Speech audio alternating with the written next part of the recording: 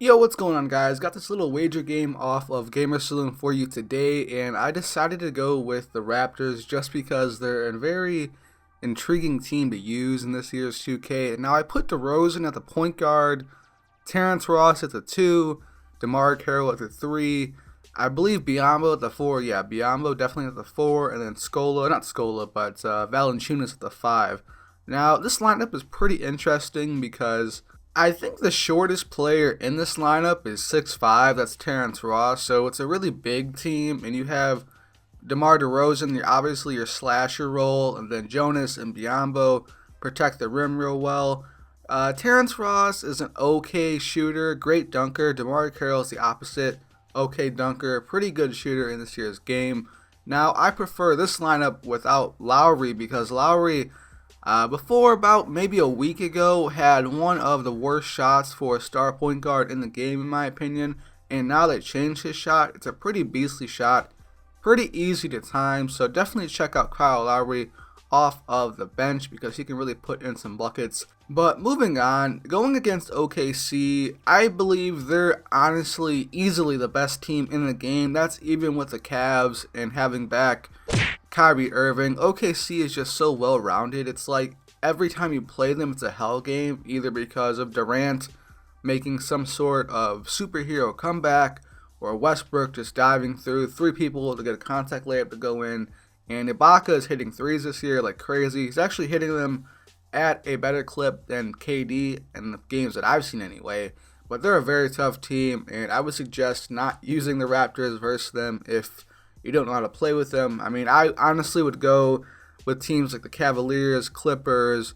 The Wizards are actually really nice. Their defense is really great, to be honest. Try them versus OKC as well, but OKC probably the best team in the game, at least from what I'm seeing so far on Saloon this year. Now, the main two things to do on Saloon that a lot of people do this year because they have completely no offense at all is to bum rush into the paint, spin, and pump fake 2 or 3 times. Now, pump faking multiple times in the paint is against Gamer Saloon rules, so if you are playing on Gamer Saloon and you see someone pump faking 2, 3, 4 times in the paint to get your CPU to jump, you can just quit the game and claim they were pump faking. And you gotta have it recorded, obviously, or some sort of video footage to show that they were indeed pump faking. But at the point guard spot, I really took advantage of his CPU, Westbrook, and that's another thing they do. On Saloon, all it is CPU defense. I think I've played maybe 2 guys that have played straight man-to-man on-ball defense, but that's what you get when you're playing with money. A lot of people don't trust their user, and honestly, I wouldn't either. This game is kind of fluky. I mean, every 2K is sort of fluky, but this game is more than the previous, just because it feels like there is indeed a script because of the comebacks, the stupid blocks. But anyway, moving on, 6-point game right now, and I always feel like I can never pull away from people either. I don't know what it is, but like I can get like a 5-point lead, and within a matter of a minute, it's like a 1-point game. It's like, what the fuck do I need to do, 2K? But that's how 2K works this year. Find Jonas for the standing dunk right there. And actually, I don't know how Morrow got open there, but Morrow, pretty good shooter for OKC this year like he is every year. Morrow was a knockdown shooter last year, knockdown shooter again this year, but DeRozan, too strong for OKC. DeRozan, not too fast, but he does the job at point guard, so you definitely want to go into the post-up animation if you're running him with a point guard against quicker, more aggressive point guards like Westbrook, Teague, and maybe Kyrie Irving or something like that. I don't know why he took it through Mitch McGary, but that was a fault of his own. I find Carroll in the corner. I thought this was money, and of course, he misses. But anyway, KD's coming back, and this is 2K karma right here. They got to even out the game, so KD gets his own and one. And that's another thing I'd like to see addressed in the patch, the toning down of fouls, or at least bailout calls. It feels like OKC bigs, especially like Steven Adams and Cantor, can just stand in the paint, and your CPU will hack them for no reason. Like, I'm literally holding my CPU's hand straight up, and they'll go into a reaching animation or a fucking hugging animation and following them for no reason at all. And that just needs to be taken out of the game because it is a lot of bailout calls this year. And Steven Adams is probably one of the best role player centers in the game. I mean, this man hits almost every contact layup, grabs stupid offensive rebounds, and DeRozan just using that spin tactic I showed you guys earlier on in the year to get past CPU Russ, but Russ gets his revenge right there with a left-handed flush.